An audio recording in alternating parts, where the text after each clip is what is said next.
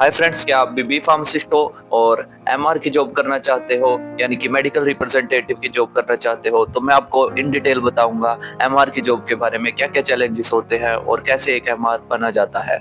तो सबसे पहले मैं हूं समीर और मैं एक बी फार्मासिस्ट हूं और मैं आपको बताऊंगा कि एमआर की जॉब कैसे पा सकते हैं और क्या क्या चैलेंजेस आते हैं। मेरे चैनल पे, मेडटॉक चैनल पे, आपको हेल्थ से रिलेटेड, आपको ड्रग्स से रिलेटेड, दवाइयों से रिलेटेड और बी फार्मेसी से रिलेटेड, फार्मा फील्ड से रिलेटेड वीडियोस देखने को मिलेंगी। तो हमारे चैनल को सब्सक्राइब कर लीजिए। तो चलिए वीडियो को शुरू करते हैं।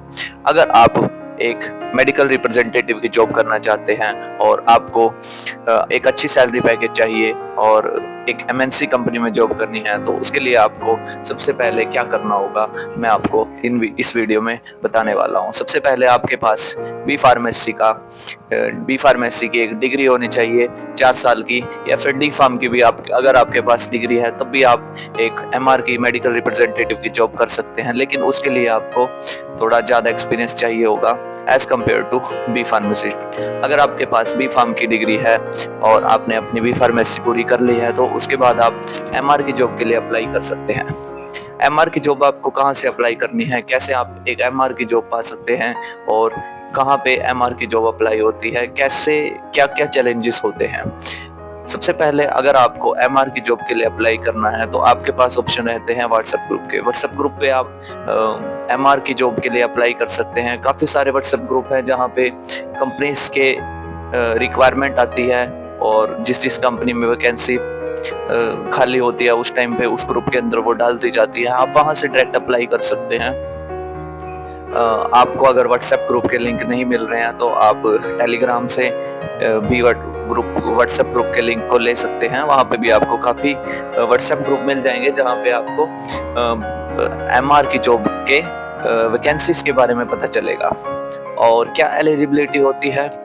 एमआर की जॉब के लिए आपके पास सबसे पहले बी फार्मेसी होनी चाहिए। अगर आपके पास एक्सपीरियंस है तो वेल एंड गुड, ये एक अच्छी बात है। अगर आपके पास एक्सपीरियंस है तो आपके रिज्यूमे के उठने के चांस काफ़ी अच्छे रहते हैं। आपको अपना सीवी तैयार करना है, आपको एक अपना रिज्यूमे तैयार करना है जिसके अंदर आपको अपनी सारी क्वालिफिकेशन जो आपने कर रखी है और क्या आपका वर्क एक्सपीरियंस है वो सब मेंशन करना है प्रॉपर, और क्या आपकी स्किल्स हैं उसको भी आपको मेंशन करना है।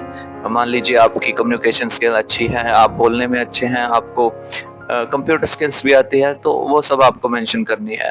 अगर आपने ये मेंशन कर दिया है और आपको कोई कंपनी के अंदर अप्लाई करना है तो आप डायरेक्ट उस कंपनी के एचआर के पास, आरएसएम के पास, एरिया मैनेजर के पास अपना रिज्यूमे भेज सकते हैं। अगर उसको आपका रिज्यूमे पसंद आता है तो वो आपके पास डायरेक्ट कॉल करेगा और वहां से आपके पास कॉल आएगी।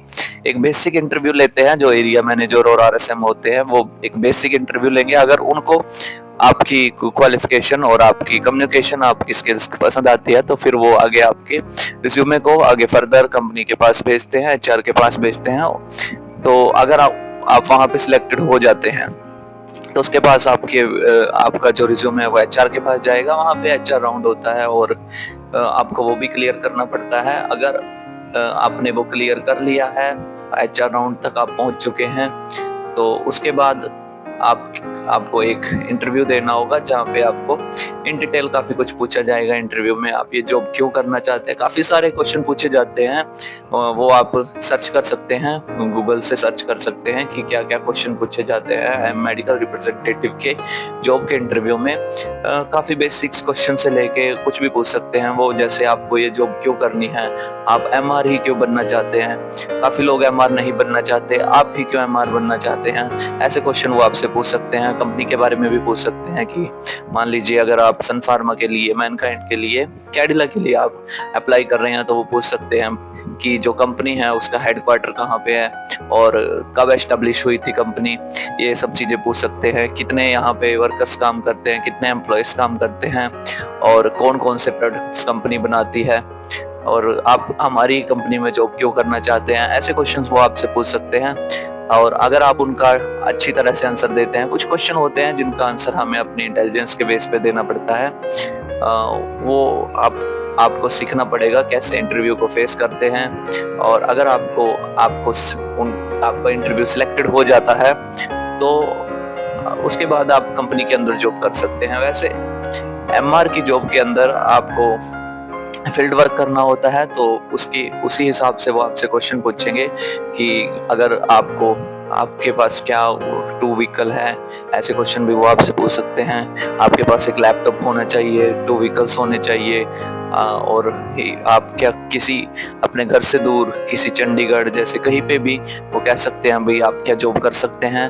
अगर आप सुटेबल हैं किसी अपनी आउट ऑफ सिटी जॉब करने में, तो फिर अगर आपको कोई दिक्कत नहीं है तो फिर वो आपको चूज करेंगे। बाकी अदरवाइज अगर आप उनको कहते हैं कि मैं सुटेबल नहीं हूँ, मुझे मेरी सिटी के अंदर ही जॉब चाहिए करनी है, तो फिर उस हिसाब से आपका इंटरव्यू हो सकता है सिलेक्ट ना हो। अगर आप किसी भी सिटी के अंदर जॉब कर सकते हैं तो ही आपको एमआर की जॉब के अंदर आना चाहिए। बाकी अगर आपको ये लगता है कि मैं अपने घर के पास जॉब करना चाहता हूं, तो फिर फार्मास्यूटिकल्स कंपनी में और मेडिकल रिप्रेजेंटेटिव के फील्ड में आपको जॉब करना बिल्कुल भी नहीं चाहिए, क्योंकि ये जो जॉब्स है फार्मास्यूटिकल्स कंपनी, ये आसपास अपने एरिया के आसपास बिल्कुल नहीं होती, काफ़ी दूर दूर पे होती हैं, जैसे बद्दी हो गया और देहरादून हो गया, हैदराबाद, बेंगलुरु, ऐसी जगह पे, मुंबई वगैरह, इतनी दूर दूर ये कंपनीज होती हैं जो इनके हेडक्वार्टर्स होते हैं, और कहीं पे भी आपको जॉब करनी पड़ सकती है। आपके घर के पास आपको जॉब करने को मिलेगी, इसके चांसेस काफी कम रहते हैं। और अगर आपकी जॉब लग जाती है तो आपको सैलरी पैकेज क्या मिलेगा? जी हाँ, सबसे बड़ा क्वेश्चन ये भी होता है कि सैलरी पैकेज क्या मिलेगा। देखिए, बेसिक सैलरी पैकेज जो फार्मास्यूटिकल्स कंपनियां देती हैं वो काफी कम रहता है, और बच्चों की ये भी शिकायत रहती है, भाई इतने कम पैसों में हम किसी अपनी घर से दूर बाहर कैसे एडजस्ट करेंगे, क्योंकि रेंट भी पे करना होता है और फूड का भी देखना होता है, खाने का भी देखना होता है, और जो अदर एक्सपेंसेस होते हैं वो तो एक तरफ हैं, तो बच्चों के पास बचता कुछ भी नहीं है। जो बेसिक सैलरी पैकेज जो कंपनीज देती हैं वो जैसे कोई फार्मास्यूटिकल्स प्रोडक्शन कंपनी है, क्यूए है, क्यूसी है, आरएनडी है, इनमें जो सैलरी पैकेज मिलता है वो 15 से 16 हज़ार एज अ फ्रेशर को मिलता है, और आपकी इंक्रीमेंट लगते रहते हैं इसमें आपकी परफॉर्मेंस के बेस पे। अगर आपकी इंक्रीमेंट आपकी परफॉर्मेंस के बेस पे लगते हैं तो वो 1 साल में, 2 साल में, इस हिसाब से लगते रहते हैं, लेकिन ये टाइम काफ़ी लंबा चला जाता है। स्टार्टिंग में फिर एडजस्ट करना काफ़ी मुश्किल हो जाता है किसी अपनी सिटी से दूर जाके जॉब करने में, जिसमें आपको 15 से 16 हज़ार तक रुपए अगर आपको पर मंथ देते हैं, तो उसमें रेंट का भी करना होता है हमें, और अपने लिविंग एक्सपेंस देखने पड़ते हैं, आपका फूड्स का एक्सपेंस देखना पड़ता है, और अदर एक्सपेंसेस जो ट्रैवल से रिलेटेड रहते हैं वो भी मैनेज करने पड़ते हैं। एमआर की जॉब में आपको थोड़ा रिलैक्सेशन देखने को मिलती है, इसमें आपको सैलरी पैकेज थोड़ा ज़्यादा मिलता है, जैसे 25 से 30 हज़ार भी कंपनियाँ इसलिए दे देती है इसमें, और जिसमें आपके डीए मिलता है, खाने का, फूड अलाउंस, ट्रैवल अलाउंस आपको मिलता है। अगर आप अपनी सिटी से दूर जाते हैं कहीं पे भी, तो उसके भी आपको एक्स्ट्रा पे करती है कंपनी, और अगर आप कुछ खाना खाते हैं उसका भी आपको कंपनी एक्स्ट्रा पे करती है। तो इसमें आपको काफ़ी रिलैक्सेशन देखने को मिलती है। मेडिकल रिप्रेजेंटेटिव की जॉब काफ़ी बेहतर है फार्मास्यूटिकल कंपनी में as compare to QA QC. बाकी आपके इंटरेस्ट पे बात करते हैं, आपका एम क्या है, आप किस पर्पज़ के लिए जॉब कर रहे हैं, आपको आगे किस फील्ड में जाना है। मान लीजिए आप ड्रग इंस्पेक्टर की तैयारी कर रहे हैं और आपको एक पेरेंटल कंपनी में प्रोडक्शन की में जॉब करनी है, 2 साल का एक्सपीरियंस रिक्वायरमेंट मांगते हैं उसमें, तो आपके लिए पैसे मायने नहीं रखते, सैलरी पैकेज मायने नहीं रखता, आपका जॉब एक्सपीरियंस मायने रखता है। और आपका पर्पस क्या है, अगर आप रिसर्च के लिए जाना चाहते हैं आरएनडीए में, तो उसमें भी स्टार्टिंग पैकेज कम हो सकता है, बट ग्रेजुअली इंक्रीमेंट लगते रहते हैं आपकी परफॉर्मेंस के बेस पे। फ्रेशर को एक कंपनी अगर पे कर रही है 12 से 15 हज़ार, तो उसमें कंपनी को कोई खास प्रॉफिट होता नहीं है उसमें, क्योंकि ये जो कंपनीज होती हैं इसमें फ्रेशर के लिए जो काम होता है वो बिल्कुल जीरो होता है, क्योंकि फ्रेशर जो शुरू में जाते हैं वो कोई काम नहीं कर पाते, और कंपनी उनको सिखाती है, एक तरह का इंटर्नशिप ही होती है जिसमें कंपनी आपको पे करती है लगभग 1 साल तक, तो कंपनी को कोई भी प्रॉफिट नहीं होता आपसे। लेकिन अगर हम देखने जाएं तो एक स्टूडेंट के लिए जो अपनी बी फार्म पूरी करता है किसी प्राइवेट कॉलेज से और पैसे लगाकर, उसके बाद उसको इतना कम सैलरी पैकेज दिया जाए, क्या ये वर्थ इट है?